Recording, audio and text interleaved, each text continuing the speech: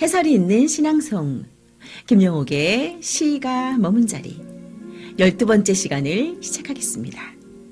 저는 신앙송가 김영옥입니다.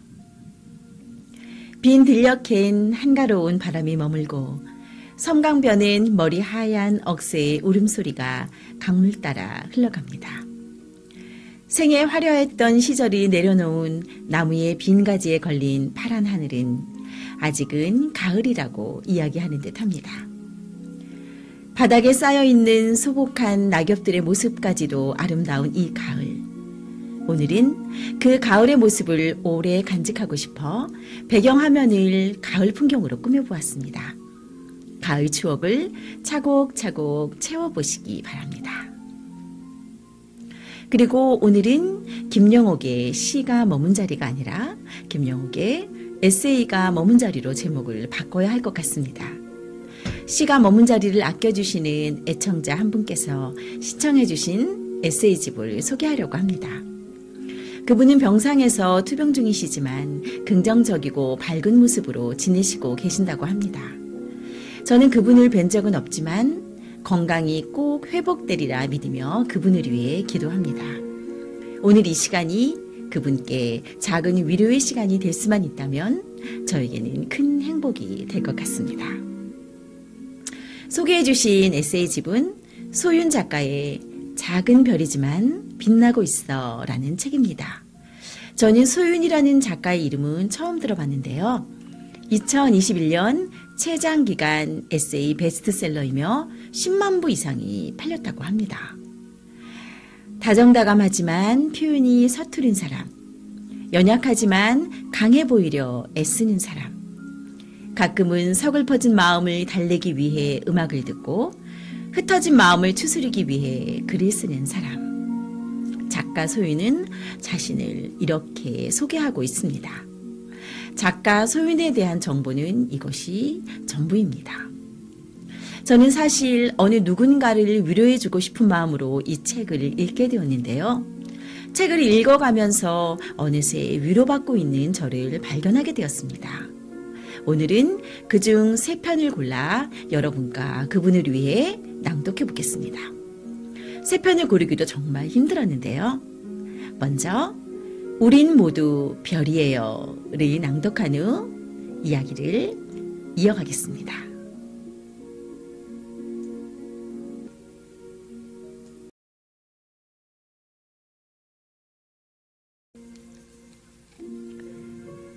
우린 모두 별이에요.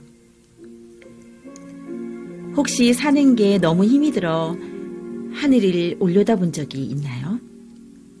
왜 하늘은 왜 내 맘을 알아주지 않을까 하고 원망한 적이 있나요? 아마 밤하늘을 바라보며 힘들고 지친 마음을 스스로 달랬겠죠. 밤하늘 속 달은 저렇게 예쁘게 빛나는데 나는 빛바랜 사진처럼 잊히고 있는 건 아닐까 슬펐을 겁니다. 언젠가 마릴린 먼로의 인생 조언 중 별과 관련된 글을 봤어요. 우리 모두는 별이고 반짝일 권리가 있다. 그 한마디에 심장이 뛰었습니다. 왜 그렇게 눈치 보며 살았던 걸까? 왜 나를 위해 살지 않았을까? 자신을 아껴주고 좋아하는 일을 하고 살면 반짝이는 인생이 될 텐데 왜 그러지 못했을까 스스로 안타깝더라고요. 멀리서 보면 다 같은 별도 우주로 날아가 가까이에서 보면 모두 다른 모습으로 우주를 배회하고 있을 거예요. 다른 행성들과 적절한 거리를 유지하기도 하고 부딪혀 깨지기도 하면서 오롯이 자신의 모습으로 빛나고 있겠죠. 하늘 아래 모든 사람이 다 다른 것처럼요. 그러니까 애초에 우리는 누구와 비교할 수 없는 유일한 존재라는 걸 잊지 말았으면 해요. 그런데도 용기가 안 생긴다면 이 이야기를 해주고 싶어요. 별은 산산이 부서져 죽어도 또 다른 자네들과 뭉쳐 행성이 된다는 사실. 실패하거나 무너져도 다시 빛날 수 있는 존재라는 것을. 우리는 모두 별이에요. 깨지고 무너져도 또다시 빛을 낼 수 있는, 모두가 다 다른 빛을 낼 수 있는 별. 그러니 힘내요. 빛나요. 찬란하게.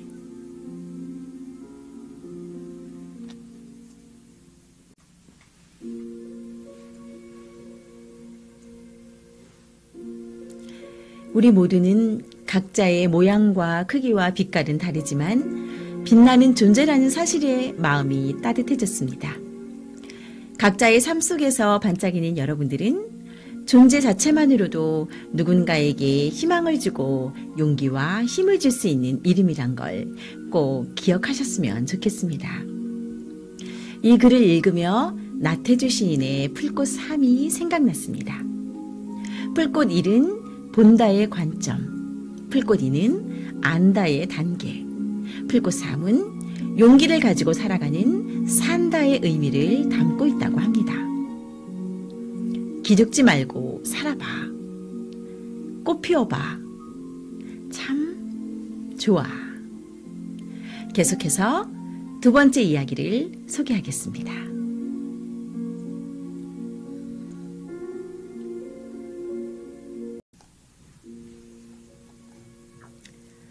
타인의 말에 상처받지 말 것. 사람이란 게 참 다르다는 걸 느낀다.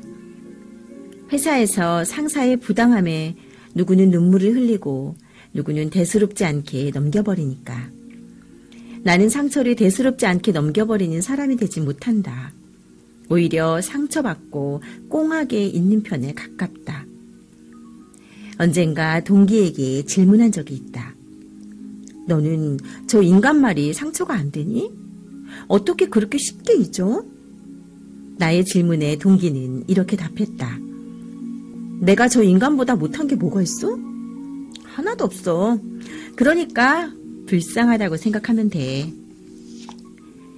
나이를 먹을수록 자기애가 강한 사람이 상처를 받아도 회복이 빠른 사람이라는 걸 느낀다.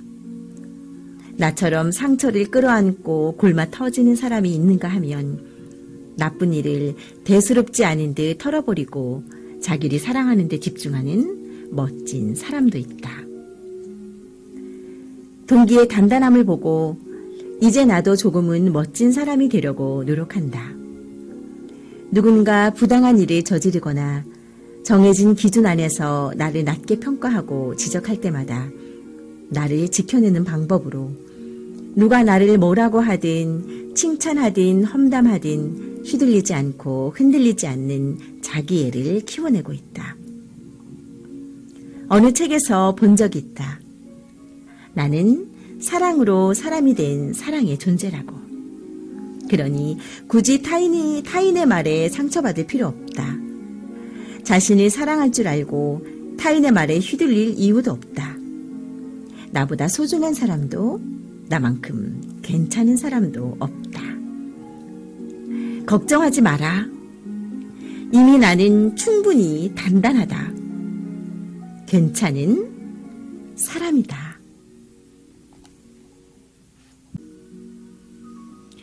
거의 대부분의 사람들은 남이 평가하는 나보다 내가 평가하는 나 자신에게 적은 점수를 준다고 합니다.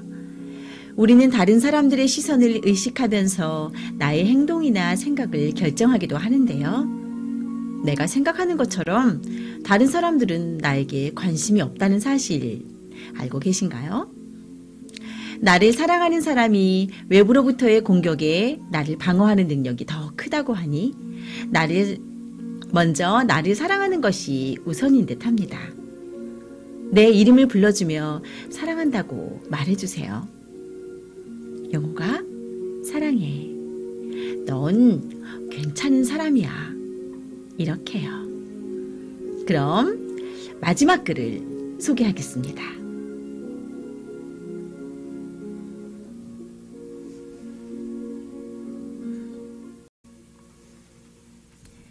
마음껏. 나는 마음껏이라는 말을 참 좋아한다. 짧고 간결하지만 뭐든 내어줄 수 있을 것 같은 단단함이 느껴져서 필기구를 챙기지 못해 안절부절 못했던 소심한 18의 나. 처음 간 동아리방에서 내내 눈치만 살피던 중 한 선배의 필통에서 볼펜 몇 자루를 발견하고는 큰 용기를 내어 말을 건넨 기억이 있다. 선배님, 정말 죄송한데 볼펜 한 자루만 빌려주실 수 있나요?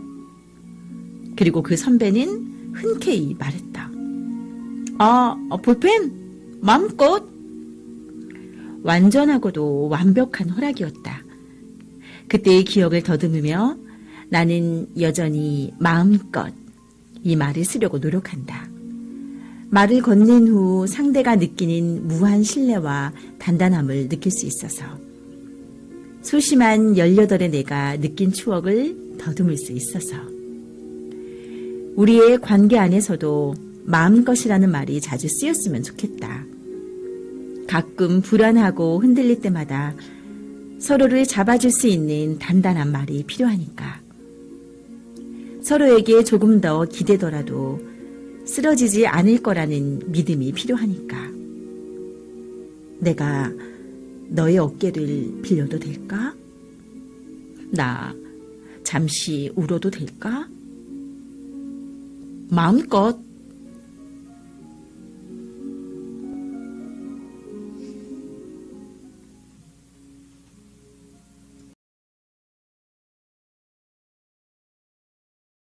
저는 이 글을 읽으며 마음껏이라는 단어가 아주 좋아졌습니다.